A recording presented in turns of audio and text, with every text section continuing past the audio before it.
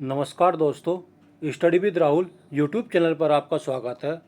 आज की हमारी क्लास में 35 प्रश्न भारतीय संविधान के हैं और 35 प्रश्न इंडियन ज्योग्राफी के हैं। इस वीडियो को शुरू से लेकर लास्ट तक देखिए तो आपके लिए काफ़ी महत्वपूर्ण होने वाली है। पहला प्रश्न है, भारतीय संविधान सभा की पहली बैठक कब हुई थी? तो पहली बैठक जो हुई थी भारतीय संविधान सभा की, ये हुई थी 9 दिसंबर 1946 को। दूसरी बैठक कब हुई थी? ये 11 दिसंबर को हुई थी। और तीसरी बैठक 13 दिसंबर 1946 को हुई थी। और तीसरी बैठक में ही उद्देश्य प्रस्ताव को प्रस्तुत किया गया था पंडित जवाहरलाल नेहरू के द्वारा। पहली बैठक में जो अस्थायी अध्यक्ष थे सच्चिदानंद सिन्हा थे। दूसरी बैठक जो हुई थी 11 दिसंबर को, इसमें डॉक्टर राजेंद्र प्रसाद थे। और तीसरी बैठक में जो 13 दिसंबर 1946 को हुई थी, पंडित जवाहरलाल नेहरू ने उद्देश्य का प्रस्ताव को इसमें प्रस्तुत किया था।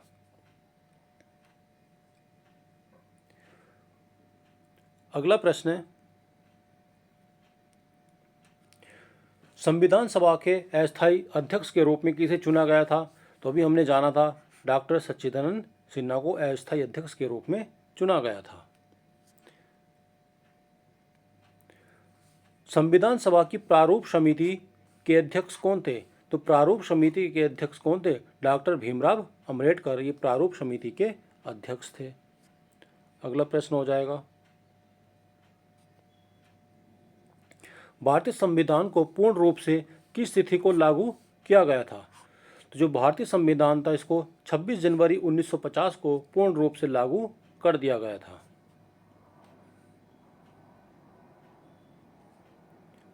संविधान में मूल कर्तव्यों को किस देश के संविधान से लिया गया है? क्लास, जो मूल कर्तव्य हैं सोवियत संघ रूस से इनको लिया गया है। सामाजिक, आर्थिक और राजनीतिक न्याय ये हमने कहाँ से लिए हैं, ये आपको बताना है। अगला प्रश्न हो जाएगा, वर्तमान में भारतीय संविधान में कुल कितनी अनुसूचियां शामिल है?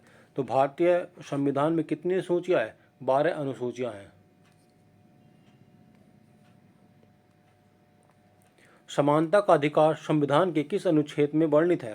तो जो समानता का अधिकार है, अनुच्छेद 14 से लेके 18 तक ये दिया गया है। 14 से 18 तक क्या दिया गया? समानता का अधिकार को इसमें वर्णन किया गया है।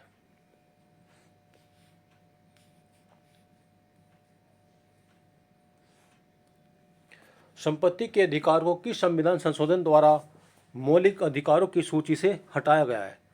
जो संपत्ति का अधिकार था, 44वें संविधान संशोधन 1978 के द्वारा इसको हटा दिया गया है।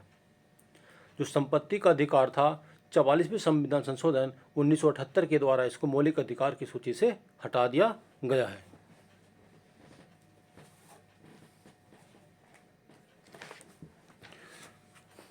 अगला प्रश्न है, भारतीय संविधान का मैग्ना कार्टा संविधान के किस भाग को कहा जाता है? तो जो भाग 3 है, इसको संविधान का मैग्ना कार्टा कहा जाता है, यानी मौलिक अधिकार भी इसको कहा जाता है। कौन सा? भाग 3 को। भारत के राष्ट्रपति को उनके पद की शपथ कौन दिलाता है? तो भारत के राष्ट्रपति को जो पद की शपथ दिलाता है, भारत के मुख्य न्यायाधीश सीजेआई दिवाते हैं। भारत के राष्ट्रपति को उनके पद की शपथ कौन दिलाता है? तो भारत के मुख्य न्यायाधीश या क्या करते हैं, भारत के राष्ट्रपति को उनकी शपथ दिलाते हैं। क्लास, आपको ये बताना है, जो राष्ट्रपति पर महाभियोग लगता है, ये हमने कहाँ से लिया था? तो अमेरिका के संविधान से में क्या वर्णन था?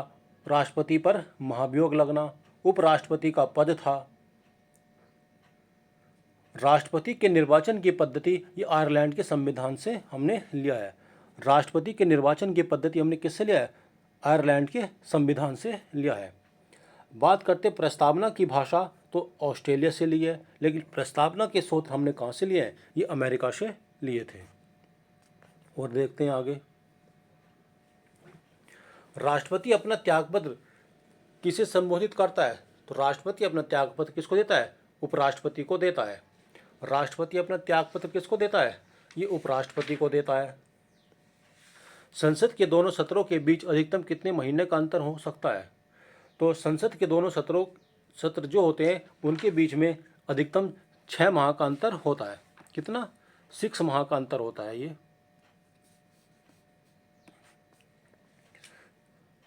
अगला प्रश्न हो जाएगा,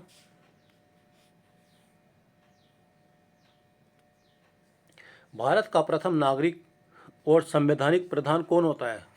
तो भारत का प्रथम नागरिक और संवैधानिक प्रधान कौन होता है? ये राष्ट्रपति होता है। लोकसभा का सदस्य चुने जाने के लिए न्यूनतम आयु सीमा कितनी है? तो लोकसभा का सदस्य चुने जाने के लिए जो न्यूनतम आयु सीमा है वो कितनी है? 25 वर्ष की होती है ये। स्वतंत्रता का अधिकार कहाँ से कहाँ तक है आर्टिकल? तो 19 से 23 तक क्या है हमारा? स्वतंत्रता का अधिकार है।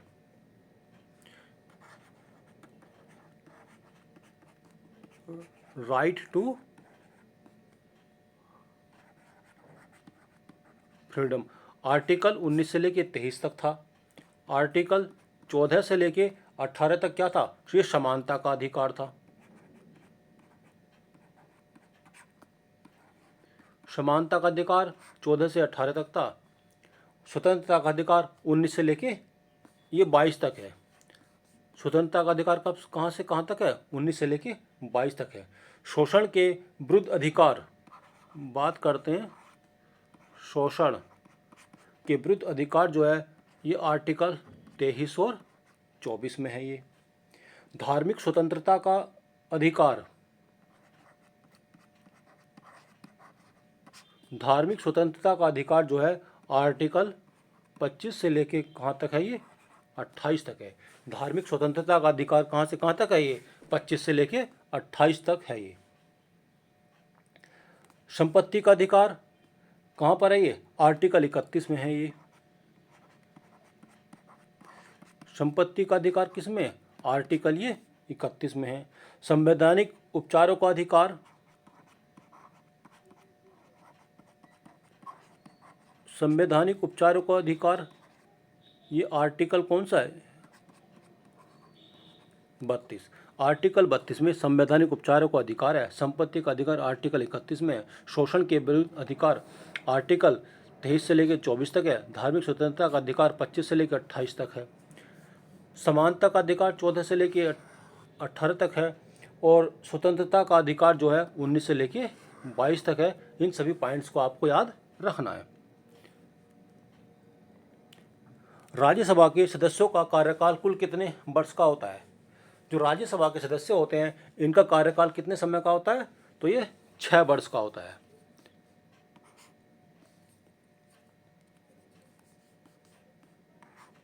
अगला प्रश्न है, किस अनुच्छेद को डॉक्टर अम्बेडकर ने संविधान की आत्मा कहा था? तो आर्टिकल 32 को डॉक्टर भीमराव अम्बेडकर ने संविधान की आत्मा कहा था। किसको? आर्टिकल 32 को। आप बता सकते हैं आर्टिकल 36 में क्या है? 36 में क्या है? राज्य की परिभाषा है। आर्टिकल 36 में राज्य की परिभाषा हो जाएगी। उसके बाद आर्टिकल 44 में क्या है? हम 44 की बात करते हैं, समान नागरिक संहिता। 44 में क्या हो जाएगा? समान नागरिक संहिता। ये आर्टिकल 44 हो जाएगा ये। उसके बाद अगर हम बात करते हैं आर्टिकल 40 में क्या हो जाएगा? अगर हम 40 की बात करते हैं, ये ग्राम पंचायत से संबंधित है। आर्टिकल 40 ग्राम पंचायत। आर्टिकल 40 ग्राम पंचायत से है। आर्टिकल 44 समान नागरिक संहिता से है। आर्टिकल 36 राज्य की परिभाषा है। संवैधानिक उपचारों का अधिकार यह आर्टिकल 32 है। राज्यसभा के सदस्यों का कार्यकाल कितना होता है? 6 वर्ष का होता है ये। यहाँ पर देख सकते हैं आप, त्रिस्तरीय पंचायत राज व्यवस्था सर्वप्रथम किस राज्य में लागू की गई थी? अगर हम त्रिस्तरीय पंचायत व्यवस्था की बात करते हैं तो राजस्थान में इसको लागू किया गया था, नागौर जिले में। कहाँ पर? राजस्थान के नागौर जिले में त्रिस्तरीय पंचायत व्यवस्था को शुरू करा गया था 1959 में। कब इसको स्टार्ट करा गया था? 1959 में। अगला प्रश्न है, अस्पृश्यता का अंत किस अनुच्छेद में वर्णित है? जो अस्पृश्यता का अंत है ये किस अनुच्छेद में है? तो ये अनुच्छेद 17 हो जाएगा हमारा। कौन सा हो जाएगा? आर्टिकल 17। आर्टिकल 17 में क्या है? अस्पृश्यता का अंत है। यहाँ पर कुछ और प्रश्न देख सकते हैं। बलवंत राय मेहता समिति ये कितनी स्तरीय थी? तो बलवंत राय मेहता समिति 1956 में आई थी। ये 1956 में बलवंत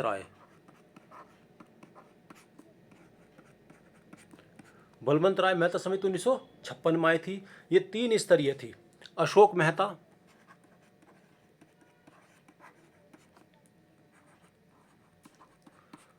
मेहता ये 2 स्तरीय थी। ये 1977 में आई थी। ये बलवंत राय मेहता समिति 1956 में, अशोक मेहता समिति 1977 में आई थी। ये पी के राव समिति, पी के राव समिति ये कब आई थी? तो 1985 में आई थी। पी के राव समिति 1985 में, अशोक मेहता समिति 1977 में, बलवंत राय मेहता समिति 1956 में आई थी। एल.एम. सिंघवी समिति, एल.एम.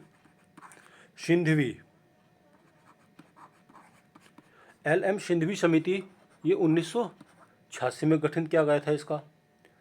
और थुंगन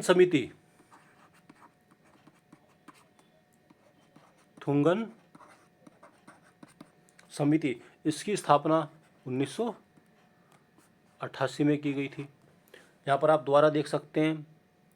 बलवंत राय मेहता समिति 1956 में ये 3 स्तरीय थी। अशोक मेहता समिति ये 2 स्तरीय थी, 1977 में थी। ये पी के राव समिति 1985 में आई थी। ये एल.एम. सिंघवी समिति 1988 में आई थी। और एल.एम. सिंघवी समिति 1986 में और थुंगन समिति 1988 में गठन किया गया था इसका।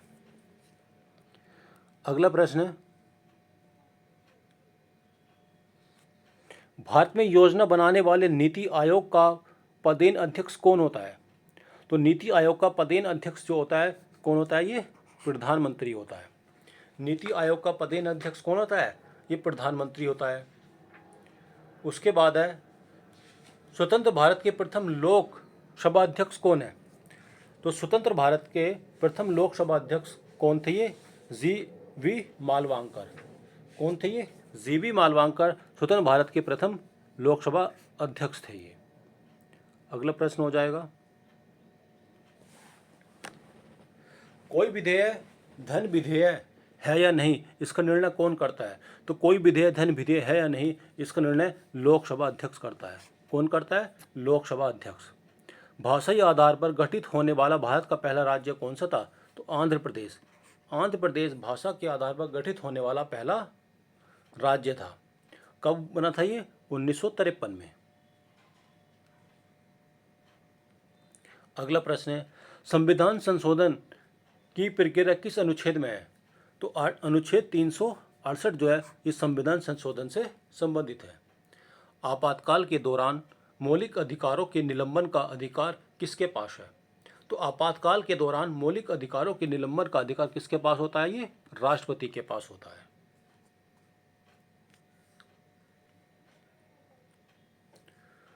सर्वोच्च न्यायालय के न्यायाधीशों की सेवानिवृत्ति की आयु कितनी है?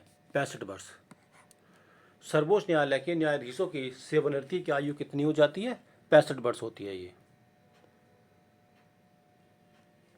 भारतीय संविधान में एकल नागरिकता का प्रावधान कहाँ से लिया गया है? तो भारतीय संविधान में एकल नागरिकता का प्रावधान कहाँ से लिया है? ब्रिटेन से लिया। एकल नागरिकता का प्रावधान कहाँ से लिया गया? ब्रिटेन से।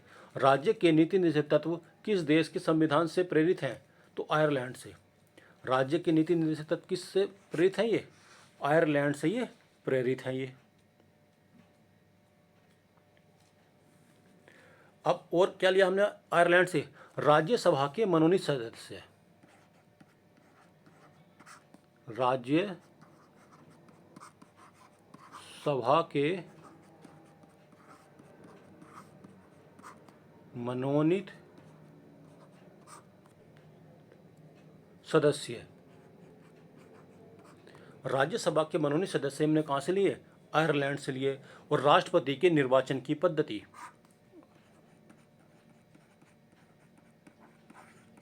राष्ट्रपति के निर्वाचन की पद्धति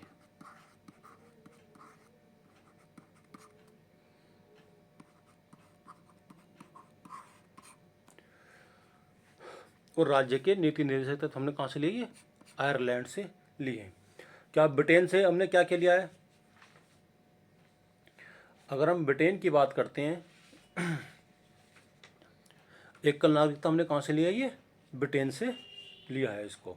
और क्या लिया है? द्विसदनीय व्यवस्था। ब्रिटेन से क्या लिया है? द्विसदनीय व्यवस्था।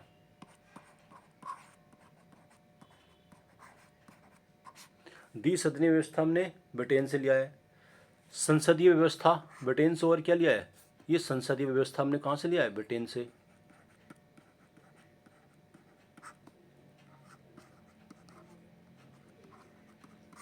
संसदीय व्यवस्था कहाँ से लिया हमने? ब्रिटेन से लिया है। हेड ऑफ द स्टेट कौन होता है? राष्ट्रपति। ये भी हमने ब्रिटेन से लिया है। Head of the state, head of state ये राष्ट्रपति होता है। ये हमने क्या लिया है? ब्रिटेन से लिया है। अगर हम हेड ऑफ द गवर्नमेंट की बात करते हैं, हेड ऑफ गवर्नमेंट की बात करते हैं, तो ये कौन होता है? प्रधानमंत्री। ये सब हमने कहाँ से लिया है? ब्रिटेन से लिया है। शिक्षा के अधिकारों को किस वर्ष मौलिक अधिकार बनाया गया? तो 86वां संविधान संशोधन जो था 2002 के द्वारा शिक्षा के अधिकार को मौलिक अधिकार बनाया गया है। संसद का उच्च सदन किसे कहा जाता है? जो राज्यसभा होता है संसद का ये उच्च सदन होता है, और लोकसभा क्या होता है? संसद का ये निम्न सदन होता है। क्योंकि जो निम्न सदन होता है इसको कभी भी भंग किया जा सकता है, और जो उच्च सदन होता है राज्यसभा, इसको कभी भी भंग नहीं किया जा सकता है। राज्यसभा के जो सदस्य होते हैं प्रत्येक 2 वर्ष के बाद क्या होते रहते हैं? ये रिटायर होते रहते हैं। अगला प्रश्न हो जाएगा, राज्य के मुख्यमंत्री की नियुक्ति किसके द्वारा की जाती है? जो राज्य का मुख्यमंत्री होता है इसकी नियुक्ति कौन करता है? राज्यपाल। राज्य के मुख्यमंत्री की नियुक्ति कौन करता है? राज्यपाल करता है। किसी राज्य में राष्ट्रपति शासन किस अनुच्छेद के तहत लगाया जाता है? अगर हम राष्ट्रपति शासन की बात करते हैं तो अनुच्छेद 356 के तहत राष्ट्रपति शासन लगाया जाता है। किसी राज्य में राष्ट्रपति शासन किस अनुच्छेद के तहत लगाया जाता है? तो अनुच्छेद 356 के तहत।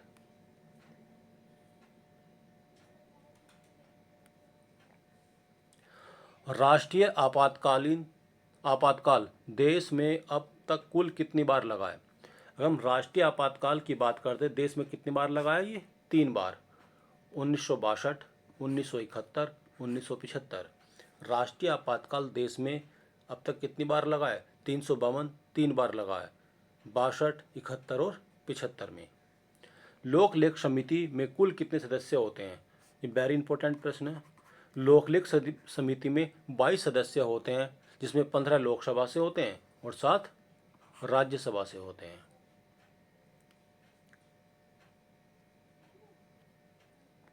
भारतीय संविधान को पूर्ण रूप से तैयार होने में कितना समय लगा?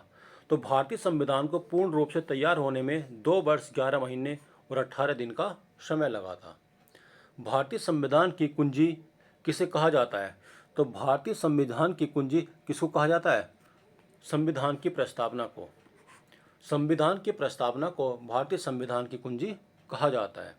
क्लास, यदि यह वीडियो आपको पसंद आती है तो वीडियो को लाइक कीजिए, सब्सक्राइब कीजिए और शेयर कीजिए।